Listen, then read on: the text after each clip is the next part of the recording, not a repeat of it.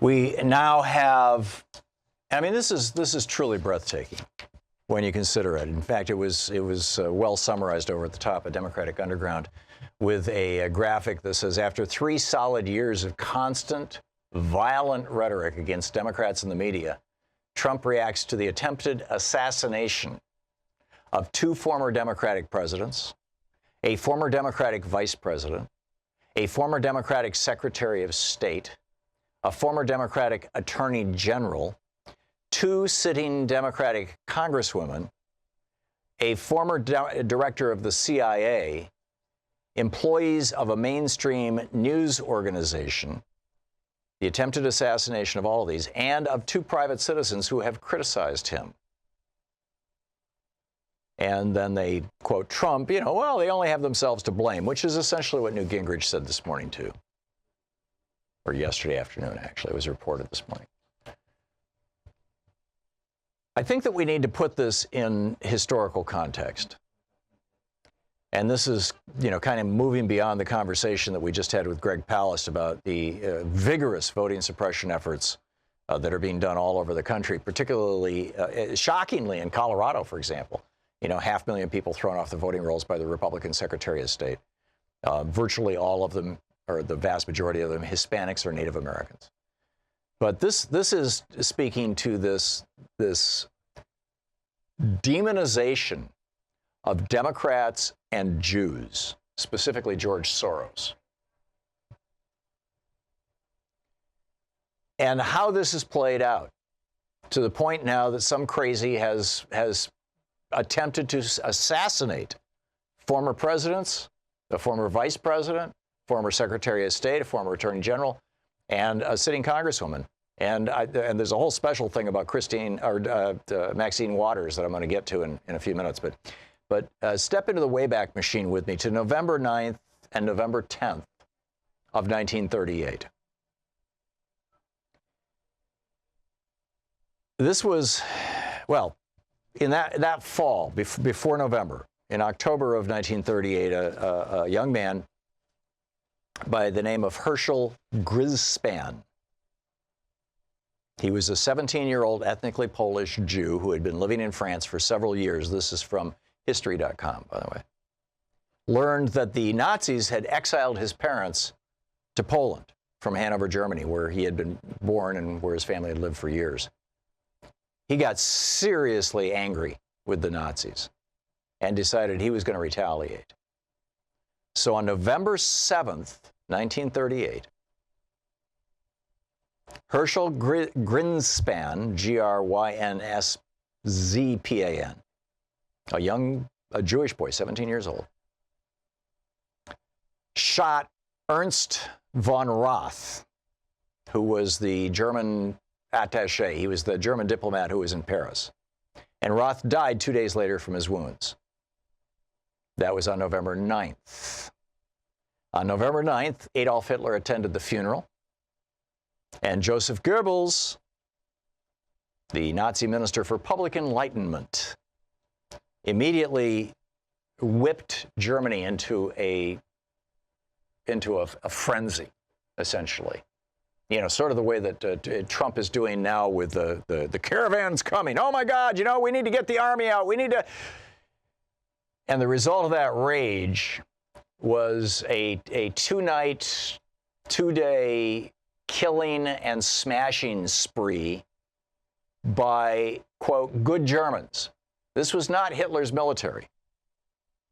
This was not even just the brown shirts. The brown shirts were the Nazi equivalent of the Proud Boys, the civilian, right-wing, racist, paramilitary organization, for lack of a better phrase.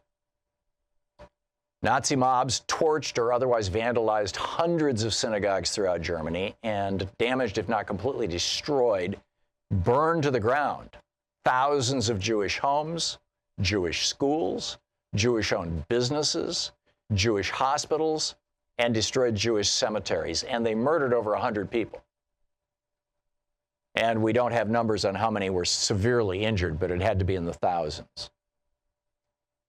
And the next day, over these 2 days, they were just smashing everybody's windows. And these were, again, just mobs, like we saw in Charlottesville. Jews will not replace us. Just mobs. And smashed so many windows that it was referred to originally as the Night of the Broken Glass in English. Kristallnacht. Kristall, broken glass, Nacht, night. So that's what happened on November 9th, 1938. After that, there was a guy in the U.S. government, his name in the U.S. State Department, his name was Breckenridge Long. He died in 1958, and he was working for FDR. And he was an open anti-Semite. He was worried about the Jewish conspiracy to run the world. And so he put into place a policy in the State Department that they weren't going to be granting visas to Jews fleeing Germany or German-controlled territories. And this was after December 7th, 41, when we were attacked in Pearl Harbor. This was after we were already at war with Germany.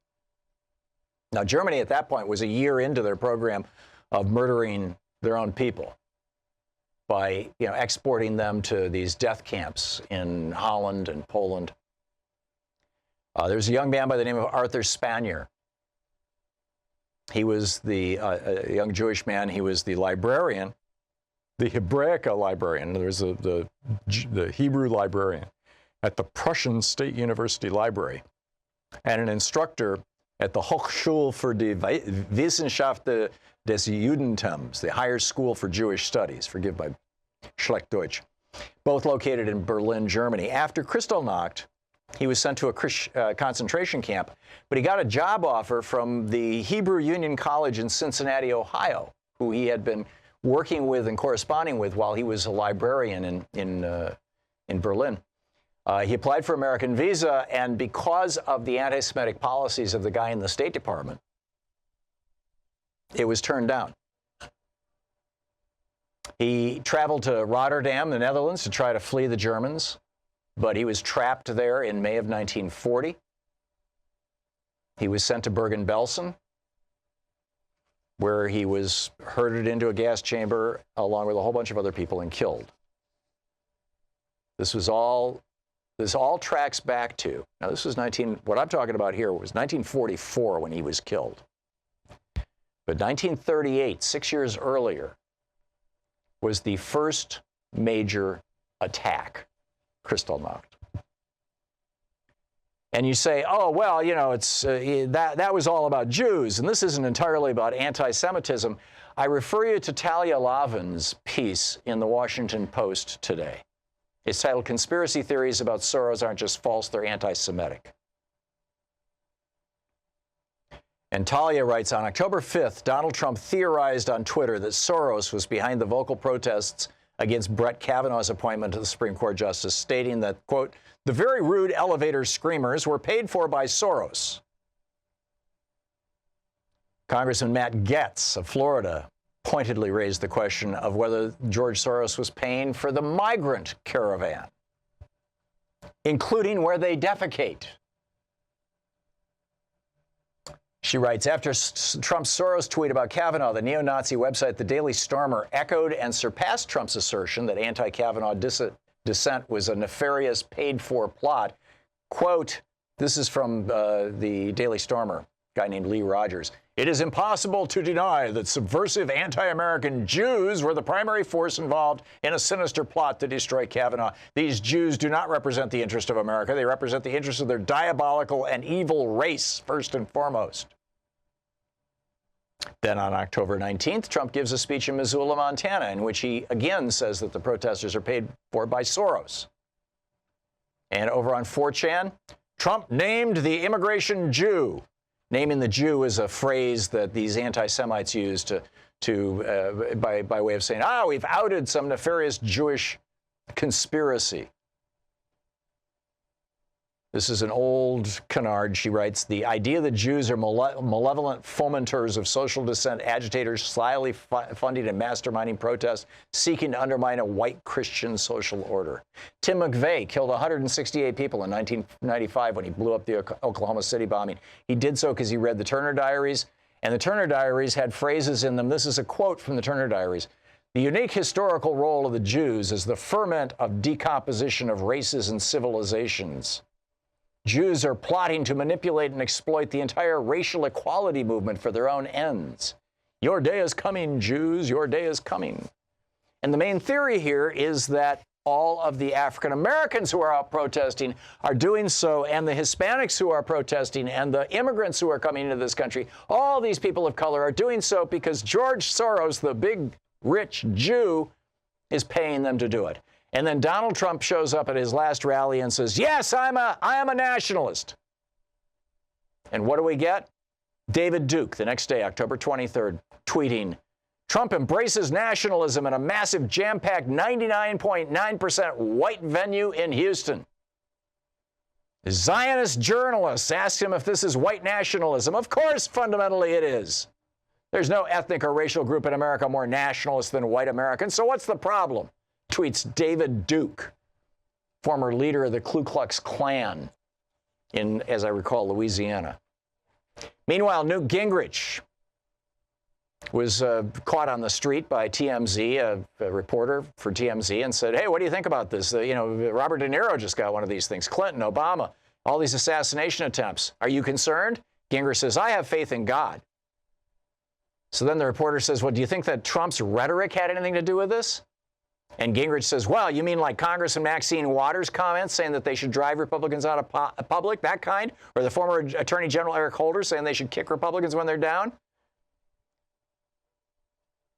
And so then they said, well, what about Trump's attacks on the media? Do you think that had anything to do with it? And Newt Gingrich says, and I quote, the mainstream media have often earned it. This is the exact same message that Joseph Goebbels was spreading on November 10th and 11th of 1938.